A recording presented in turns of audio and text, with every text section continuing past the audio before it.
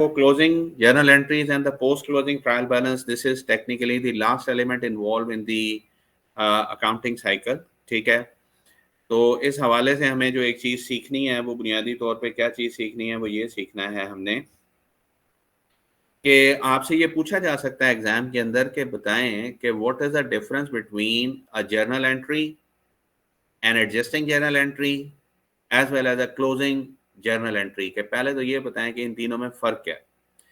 तो जो हमारी जर्नल एंट्री होती है, it's job is simply we would like to keep the record of day to day transaction.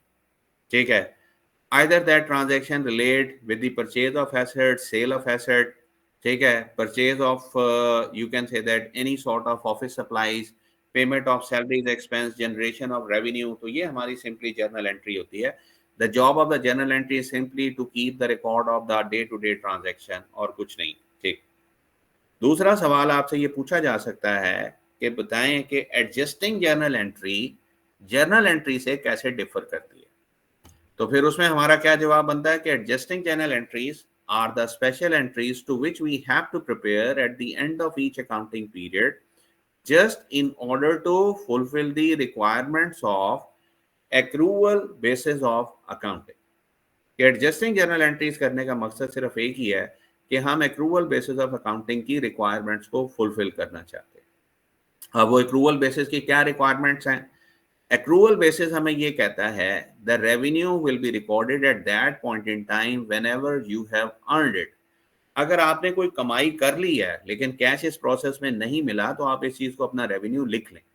तो इस रेवेन्यू को हम आउटस्टैंडिंग रेवेन्यू कहते हैं। ठीक है, इसी तरह से there are so many expenditure which we have incurred but we have not yet made a payment, so such kind of expenditures are called as your outstanding expenses। ठीक है, तो इसका मतलब है जब हम अपनी फाइनेंशियल स्टेटमेंट्स बनाते हैं तो उसमें आउटस्टैंडिंग इनकम भी होती है, आउटस्टैंडिंग एक्सपेंसेस भी होते हैं। ठीक है, इसी तरह से जब हम अपनी बैलेंस शीट बनाते हैं तो it contains the element of the deferred expenses और your prepaid expenses which are considered as the part of your asset.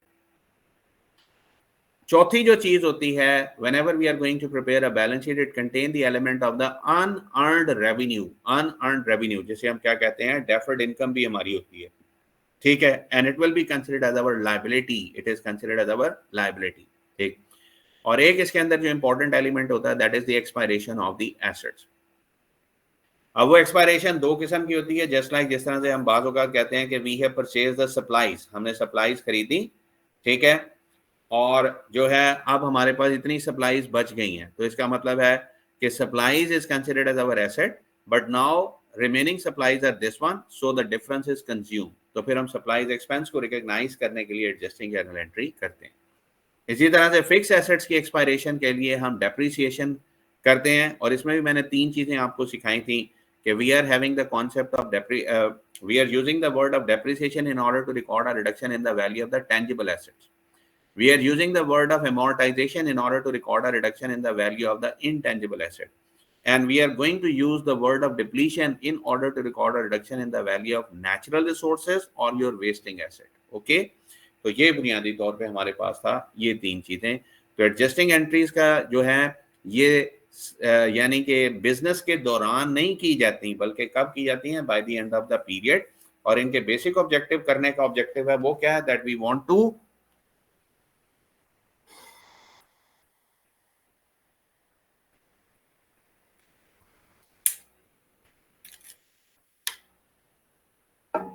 accounting।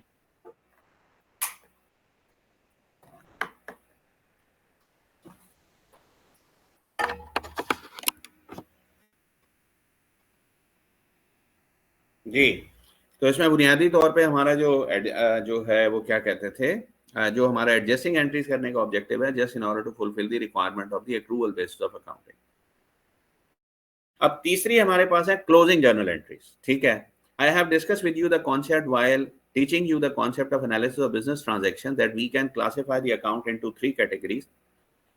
First of all, we can categorize the account into two categories. One is referred as personal account and second is the impersonal account. Personal account का मतलब है parties account, और parties दो ही होती हैं, या receivables हैं या पेएबल्स हैं, या तीसरा आपका ओनर है, ओनर इक्विटी है, वो भी एक पार्टी है। ठीक है, उसके बाद बाकी जो चीजें हैं वो हमारी इम्पर्सनल हैं, and we can categorise this impersonal further into two categories, one is real and second is your nominal. ठीक है, रियल का वर्ड जो है वो चीजों के लिए यूज किया जाता है, फॉर थिंग्स, और नॉमिनल का जो वर्ड है वो यूज किया जाता है three accounts, one is your expense, second is your revenue and third is your drawings. Okay, so the job of this closing entries is that we would like to bring the balance of nominal account equal to zero। तो हमारे जो है just like जैसा हमारे expenses होते हैं, ठीक है, और जो है वो इनका नॉर्मल बैलेंस डेबिट होता है, तो इसको जीरो पे लाने के लिए हमें इसे क्रेडिट करना पड़ता है, क्लोज करना पड़ता है। रेवेन्यूज हमारे क्रेडिट होते हैं, इसका डेबिट करना पड़ता है ताकि इसका जीरो बैलेंस आ जाए, और ड्राइंग्स हमारी डेबिट होती हैं, इसको क्रेडिट करना पड़ता है ताकि हमारा बैलेंस जीरो आ जाए। So question arises why there is a need to bring the balance of nominal account equal to zero। तो तीन nominal account है, expense, revenue and drawing, expense, revenue and drawing। तो इसकी जरा थोड़ी सी तस्बीह करनी पड़ेगी आपको, इंशाल्लाह ये याद हो जाएगा। expense, revenue and drawing, ये तीनों हमारे क्या हैं, nominal हैं। ओके, तो नॉमिनल का हम जीरो बैलेंस क्यों लेके आना चाहते हैं, क्योंकि अगर हमने इस साल के रेवेन्यू को क्लोज न किया और इस साल के एक्सपेंसेस को क्लोज न किया और इस साल की ड्राइंग्स को क्लोज न किया, तो ये बैलेंसेस अगले साल ट्रांसफर हो जाएंगे, और अगले साल भी रेवेन्यू होंगे, अगले साल भी एक्सपेंसेस होंगे और अगले साल भी ड्राइंग्स होंगी। तो अगले साल के एक्सपेंसेस को डिफरेंशिएट करना हमारे लिए डिफिकल्ट हो जाएगा। इसी वजह से we are required to prepare the closing journal entries. ठीक है, तो ये जो हमारे पास अनएडजस्टेड ट्रायल बैलेंस होता है उसमें तीन चीजें होती हैं, पर्सनल, रियल एंड नॉमिनल। फिर उसके बाद हमारे पास एडजस्टेड ट्रायल बैलेंस होता है, उसमें तीन चीजें होती हैं, पर्सनल, रियल एंड नॉमिनल। लेकिन ये जो पर्सनल, रियल, नॉमिनल हैं, अब ये अपडेटेड वैल्यूज के साथ है।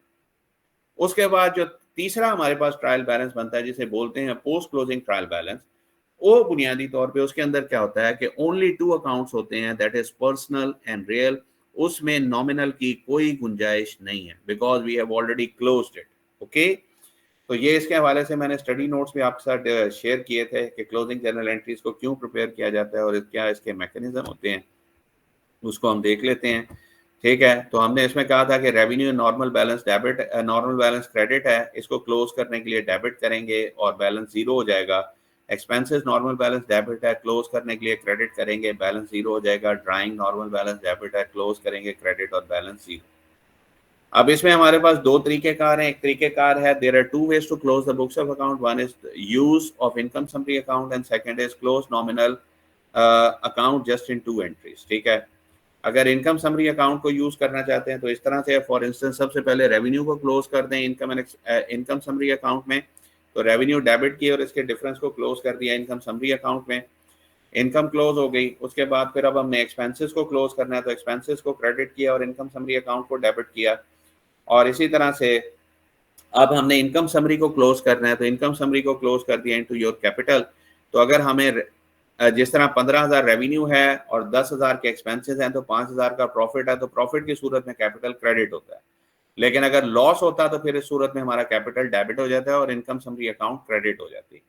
अब हमने फाइनली जो है वो क्या करना है कि ड्राइंग्स को क्लोज करना है, तो drawing straight away will be close into your capital account. ठीक है, तो इसी तरह से पेपर में आपको क्वेश्चन दिया जा सकता है, और वो क्वेश्चन ये हो सकता है कि दैट ड्राइंग्स जो हैं, drawing is a business expense, drawing is a business expense. तो क्या ख्याल है आपका इसके बारे में?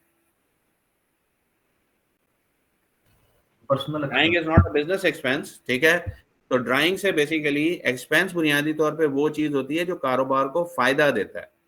तो ड्राइंग तो बेसिकली क्या था, the things drawn by the owner for his personal purpose. तो ये तो कोई कारोबार को फायदा नहीं दे रहा, तो इस वजह से drawing is not a business expense. ठीक है, इसमें क्वेश्चन जो है ना वो टेढ़ा करके पूछा जाता है। मसलन जिस तरह से अब मैं इस तरह से पूछूंगा आपसे क्वेश्चन कि एक्सपेंसेस से इक्विटी रिड्यूस होती है और ड्राइंग से भी इक्विटी रिड्यूस होती है, तो इसका मतलब है कि दोनों का फंक्शन एक ही है। हमेशा याद रखिएगा, दोनों का फंक्शन एक नहीं है। एक्सपेंसेस का मतलब है कि expenses we have incurred expenditure to create the revenue. ठीक है, और ड्राइंग्स पे जो स्पेंडिंग होती है, they are not going to generate the revenue, rather the owner's investment is going to be decline. Drawing से कैपिटल तो कम हो जाता है और एक्सपेंसेस से भी कैपिटल कम होते हैं, लेकिन एक्सपेंसेस बुनियादी तौर पे रेवेन्यू को पैदा करने के लिए इस्तेमाल होते हैं, जबकि ड्राइंग से रेवेन्यू पैदा नहीं होता। That's why drawing is not a business expense. Okay, तो इसी चीज को हम जो है वो 2 एंट्रीज में भी कर सकते हैं, ये आपके सामने है। ये आसान तरीकेकार, आप इनकम समरी के चक्कर में ना पड़े अभी, ठीक है। अभी जो आसान चीजें ना उसको सीख लें, आसान। तो आपको पेपर के बारे में परेशान होने की जरूरत नहीं है कि इनकम समरी क्या होगा, बस आसान सीखें। आसान के अंदर है कि रेवेन्यू हमारा क्रेडिट था, हमने पकड़ के डेबिट कर दिया, एक्सपेंसेस डेबिट थे क्रेडिट कर दिए, और डिफरेंस को क्लोज कर दिया इनटू कैपिटल।